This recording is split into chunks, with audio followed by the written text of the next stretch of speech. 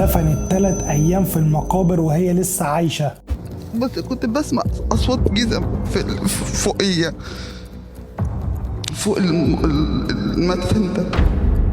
قصتنا بتبدأ بأمنية خريجة تمريض سنة 2004. بعد التخرج اتجوزت واحد أهلها كانوا رافضينه من الأول، بس هي أصرت تتجوزه وشالت مسؤولية جوازها بدري، وربت معاه أخوه الصغير وخلفت منه 3 أطفال. جوزها كان دايما معاها في مشاكل وبيهددها بالطلاق، وكان حارمها من ولادها، وكان بيطمع في فلوس ورثها. بعد كده خلاها تسافر تشتغل بره مصر عشان تعمل فلوس أكتر، ولما رجعت طلب منها فلوس عشان يفتح مشروع، وخلاها تمضي على صالات أمانة وتأمين على حياتها بمبلغ كبير، والتأمين ده بياخده الورثة في حالة وفاتها. وفي يوم قدم لها كوباية عصير كانت آخر حاجة تشربها، كان عاوز يموتها عشان ياخد مبلغ التأمين. أميمة دخلت في غيبوبة لكن ما ماتتش، بس جالها دكتور وقال إن هي ماتت واتغسلت واتدفنت رسمي. بس بعد 3 أيام الناس لقوا صوت صريخ طلع من المقابر. الناس فتحت المقابر لقت إنها عايشة، طلعوها لكن الكابوس ما خلصش لحد هنا. رجعت بيت جوزها، أخوه ضربها على دماغها، فقدت الوعي وصحيت مربوطة، وحلقوا لها شعرها وكانت بتتعذب بالكهرباء ومن غير اي اكل. كسروا اسنانها وبداوا يدوها ادويه عشان تبقى مدمنه ويتحكموا فيها. سنين عدت وهي محبوسه ومغيبه.